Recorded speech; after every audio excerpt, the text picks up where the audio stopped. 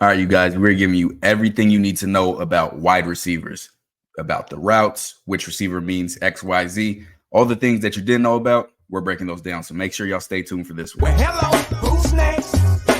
Can't nobody stop us cause we bumped and grind. Well, hello, who's next? Are you capping, talking sauce, do your words match your video? Well, hello, who's next? Can't nobody stop us cause we bumped and grind. Welcome. Shout out YouTube. Shout out Patreon. We in here. Buffed and Prime. CT the Fan. Sure. Cal, grab your pen and pad. It's serious. Football 101. Let's talk these wide receivers. Man, we're talking wide receivers today, breaking down the difference between receivers, their alignment, and going through the entire route tree. So you know the routes that you were seeing. And when we're talking about them, you're able to comprehend what those are. So y'all new here. If y'all old here, make sure y'all like, share, comment, subscribe right now. Not now, but right now to the channel. Follow us on Patreon. That's where you get early access to content like this, exclusive access, private live chats, private live watch parties. We're actually doing this for a private live for Patreon. So we got people live in here that can ask questions and we'll be able to take their answers. So if you guys want that type of access, make sure that you sign up there. And yeah, we're going to get to these wide receiver 101s. This is funny. This video is for me probably because when we was talking about who I got starting receivers, you're like, you can't have Jimmy Horn and LeJohntay Wester. I'm like, well, why not? Why can't they just start? 10 personnel, you can, but outside of that, man. So CT, if you can go ahead and read this for us. Check it out. Definition out. Football 101, wide receivers. Here we go. A wide receiver is an offensive player who catches passes from the quarterback. Their main job is to receive passes from the quarterback. They also line up wide away from the offensive lineman, usually near the sideline. Though this split isn't used for every play. And what that means by split is how far they are from each other in the offensive lineman. So that's what you hear when you probably won't hear it, but in football, like when you're actually on the field, you hear it of people getting certain splits, means certain positions between either the most outside receiver and the offensive lineman or the sideline and the offensive lineman. With how one of the receivers is called, or mainly back in the day, it was called a split end. And that's because that's what his split all the way outside on the end. Split end. You call wide receiver. I'm learning something new every day. All right. Can you read it, or is this too small? If it's too small, I can knock it out. I can read it, bro. All right, perfect. All right, X receiver, traditional number one receivers. These guys tend to be big and strong. Since they are on the line of scrimmage, they have no cushion against aggressive press coverage. Example, Terrell Owens, Megatron, Randy Moss, Justin Jefferson. Yes, yeah. So the X receivers, that's usually numero uno. That's your alpha dog. That's your go-to. And that's, your guy. Like, hey, that's who we're giving it to. Since they're typically on the line of scrimmage, if a cornerback is in press coverage, meaning right up there with them, bump and run is another term for it. That means they have to be either strong enough or good and quick enough to be able to beat that coverage and get deep. And then, T.O., Calvin, just those alpha dogs. Big dogs, yeah. Slot receiver. Lined up off the ball with a wide receiver outside of them. In the slot, short area quickness is more important than deep speed. Unlike outside receivers, slot receivers don't have the sideline at one side. They can break either way and usually have shorter routes cutting either left to right. Typically shorter, quicker wide receivers. Example, Deebo Samuel, Wes Welker. And this is what I talk about when I was playing nickel or in Saban's defense, the star. When you're in that slot, they got unlimited field to go to. They can go anywhere. There's no route that is off limits there. Whereas when you're outside receiver, there's certain routes that you're just limited to because you have the sideline there. So in the slot, that's where you have the quicker guys that can create quick separation. And that's who you think of, the Deebo Samuels, the Wes Welkers, the LeJohntay Westers, guys like that. Yeah. And then the Z receiver. Like the X receiver, the alignment on the outside means there is the opportunity for speedy receivers to run deep routes. Since these guys are behind the line of scrimmage, they have more of a natural cushion from corners and more difficult to jam. Deshaun Jackson, Chris Carter, Tyreek Hill, maybe? Tyreek usually plays X, I believe. Honestly, I'm not that big into the X and Z thing. When I'm out there playing, hey, because I would know before the game who their slot guy is. That's who I'm guarding. Wherever he go, I go. But Deshaun Jackson, guy that could just take the top off of a defense. And even though he was the number one receiver, he was still, more of in a Z situation, primarily because of his height. He's a shorter guy, but he could play slot. I mean, honestly, he could play anywhere in regards to that. And what the definition is saying in regards to natural cushion is sometimes what I hated when I was in the slot is so the X receiver, we're expecting him to be on the line of scrimmage on one side. So on the other side, a lot of times it's the tight end, which would mean the Z receiver would have to be off the ball, slot off the ball. They could be off the ball 1 yard, 2 yards, whatever. So now if I'm up in press coverage, there's natural space before you get to me. Where when a receiver's on the ball, as soon as they hike that ball, I'm in a position where I can touch you. Right. So I can control things better versus when you have that space. Okay, now I got to use my feet more. Now I got to make sure I'm cutting you off. So when you have guys you can put in that situation, like LeJontay Wester, getting him where somebody can't get his hands on instantly. Oh, it's water. So that's pretty much the Z receiver. And here's what it looks like in the game. So Z receiver out here, slot receiver right here. This is the tight end. Some defenses or offenses you call the Y. There's 2 tight ends. We call one a U or a YY, and then the X right here. So the X is usually in situations like this, the solo receiver or on the tight end side, and the Z is usually with the other receiver. So quick quiz. What personnel are we in right here, CT? Hold up. 11 personnel. Yes, sir. We're in 11 personnel with the tight end off, meaning off the ball, which means this X has to be on and this Z has to be on. 5 linemen. We have 7 people on the line of scrimmage. We're good to go. Man, that guy's way off the ball. This is the route tree, meaning the routes that receivers run. Now, I will say there's even more routes than this. Like there's a lot of routes, but these are the basics. And offenses, a lot of offenses uses numbers that correlate with them. Any odd number is an outside breaking route because this is the sideline right here, and we're on the far left hash. Any even number is an inside breaking route. So we'll go through them. So we have a flat, which is basically a short out route, meaning going up and out. We have a drag, which some people refer to as under routes or short crossing routes, like we saw versus Colorado State. Then we have the slant. It can be a little bit further upfield or it can be a quick slant. This is used primarily to get the ball out quick. This is checked a lot. So if a quarterback sees a blitz coming, they'll make this their hot route sometimes, which means, hey, if there's a blitz, I need to get the ball out quick.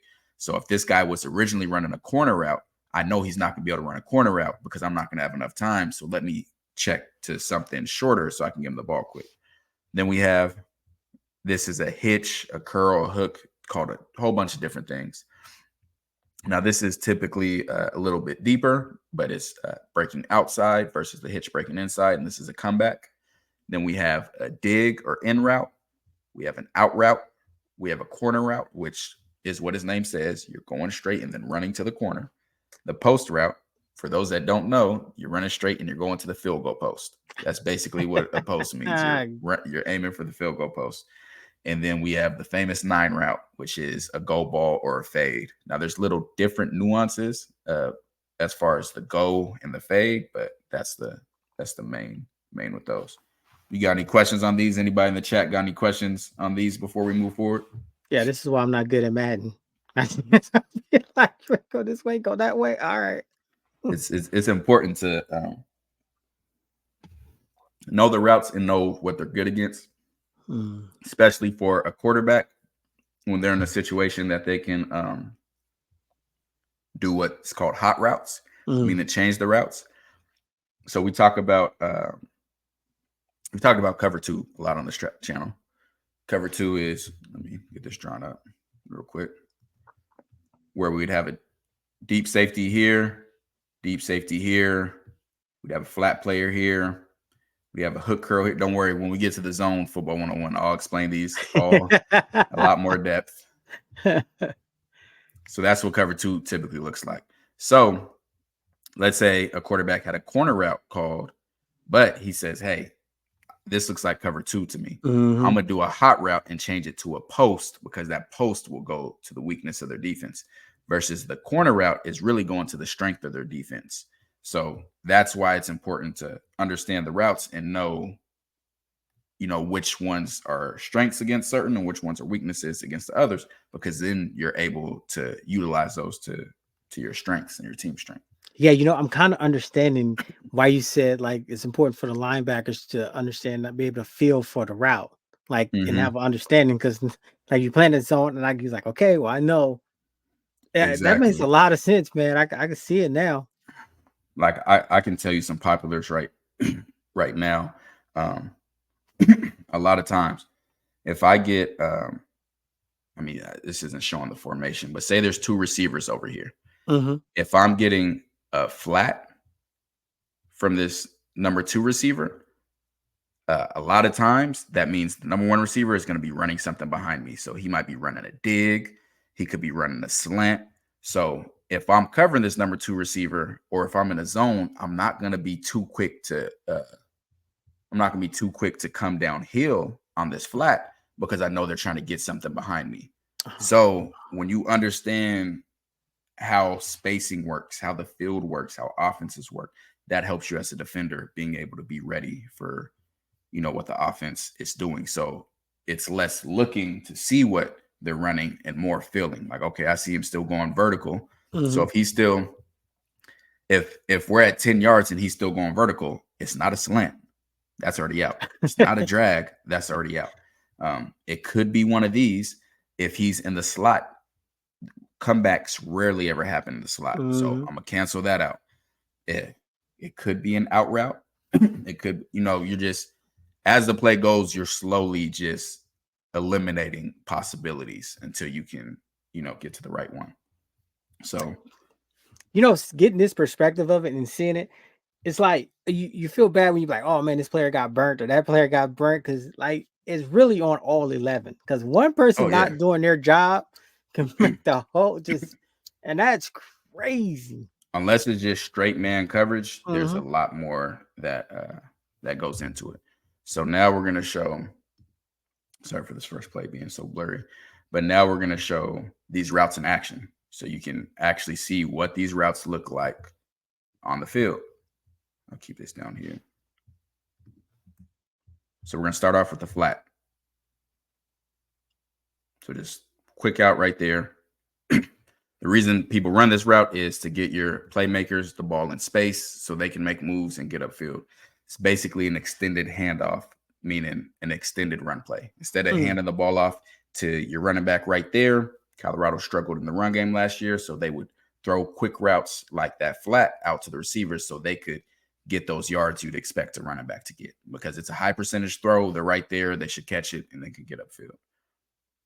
Now here we have a drag. Oh, we know these drags. Except this was on our end this time.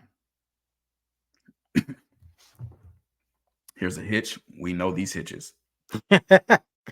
Marion, the king of them. Yeah. Here's a dig route. You're going to come vertical, break inside, digger and in route.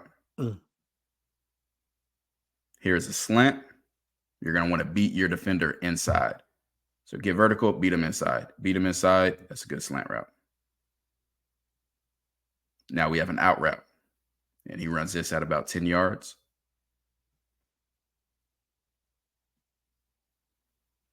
Now we have a post route. He is going to aim basically for that goal post. Beats him inside. Runs across the field, gets a touchdown. Here's an over route. This is an over route. People can call this a deep crossing route. Crosser route. There's different names for it. Colorado ran this a lot against Nebraska because Nebraska was sitting in those zones. They had these guys all playing in zones. So this allowed, if you're only going to rush 3, my guys to get across and find a empty spot in that zone. So this is a really popular concept. And you're most of the time when you run these, unless it's play action, meaning faking the ball to running back, you're going to have another over or crossing route from the other side so that you can put strain on them. So if you're a defender and you see you're on this side, you're right where this arrow is, and you got an over route, be expecting something else coming back to you, especially if you're on the single receiver side. Most of the time, unless it's a sprint out, meaning the quarterback's going to hike the ball and just start sprinting out, there's going to be something coming back to you. So let's see what happens on this over route. So we got him going that way, and then Travis coming right here. And as you see, he finds that empty spot, drop right in the zone. Here's a corner route. This is one of my least favorite routes. I love corner routes.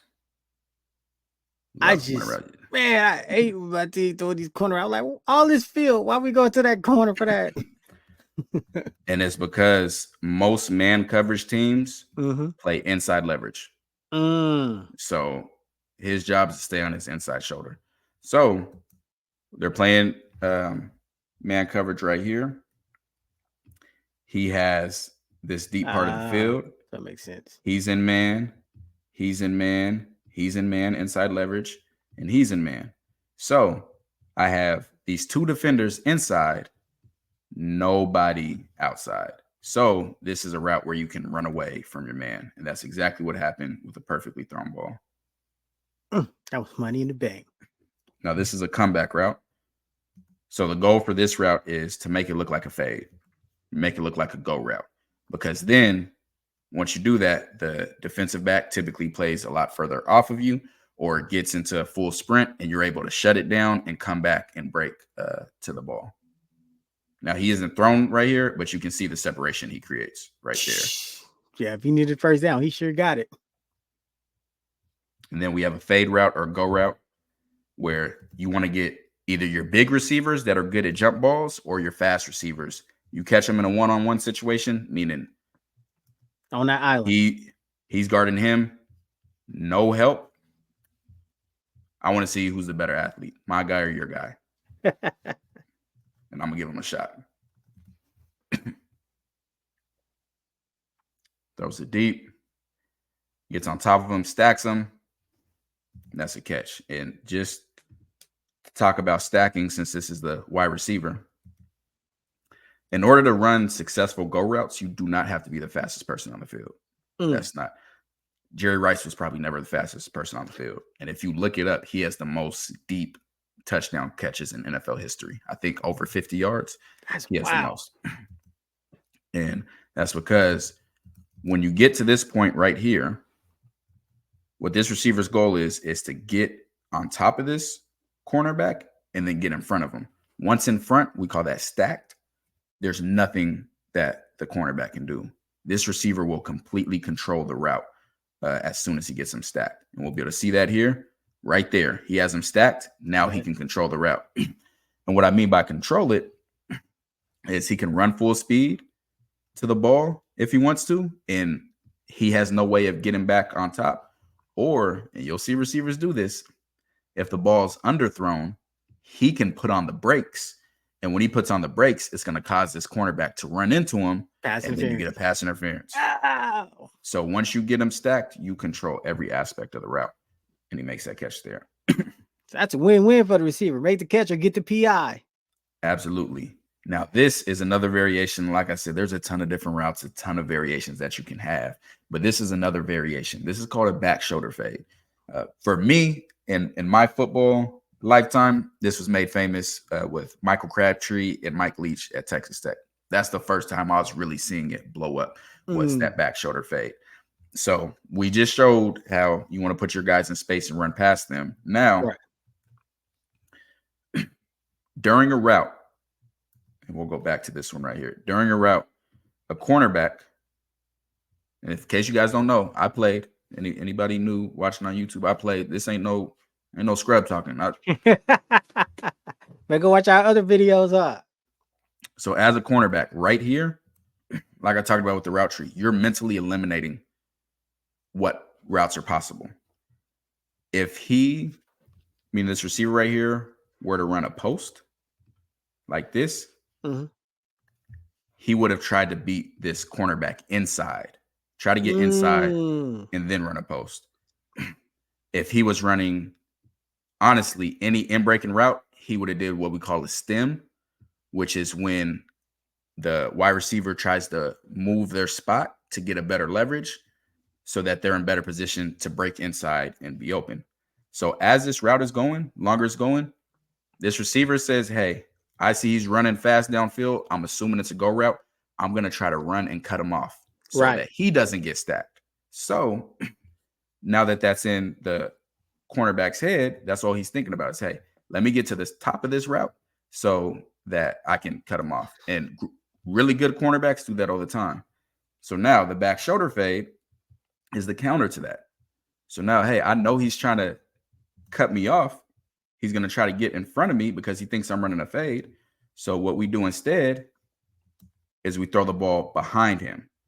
So right now you see this Alabama corner is getting on top of this receiver, but the ball's being thrown to his back shoulder. That's why they call it his back shoulder. So there's nobody between the quarterback throwing it, and the receiver and the ball. Right. Exactly. That's the Will Shepherd, the Vanderbilt offense. And he makes that catch.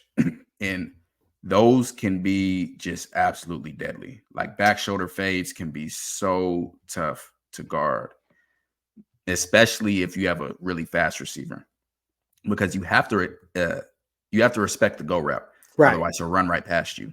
And if you don't respect it, or if you do overly respect it, then you leave the back shoulder open. And the back shoulder throw, the back shoulder it's not necessarily a route as much as it is a throw.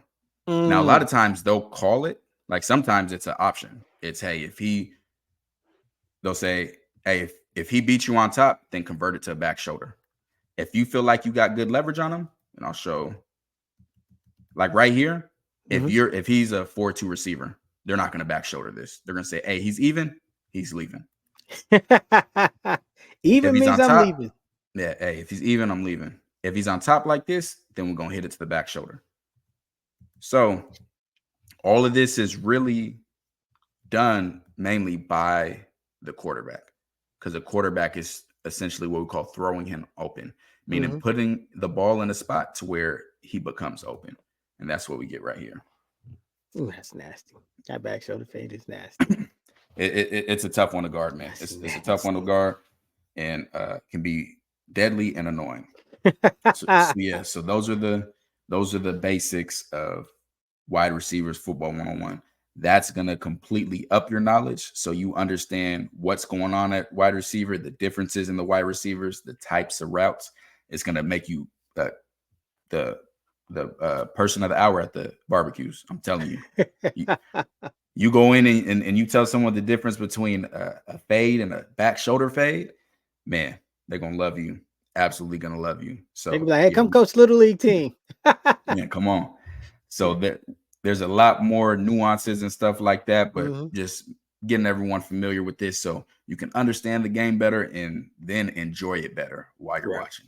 So, hey, man, we appreciate y'all for tuning in. We appreciate,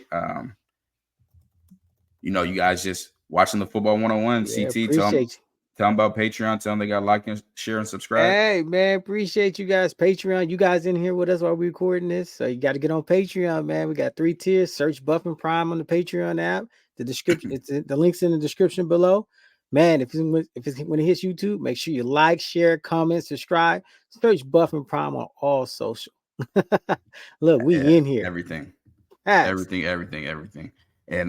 man, CT, what's the last thing you got to tell them? Man, you know what it is. Okay, to evolve. Drop our theme music. Who's next? Do your words match your video? Yeah, this for my boy TKL, CT the fan. Yeah, we on that Buff train, man. Yeah, the boys, they put it down. I watch them every day. Hey, they gonna put you on a pillar, but they gonna put you down there where you belong. They ain't gonna care for you. Nah, they ain't gonna care for you. Yeah, they gonna love better. It's on you, baby. Yeah, them my boys. Buff that prime. Y'all keep doing y'all thing, baby.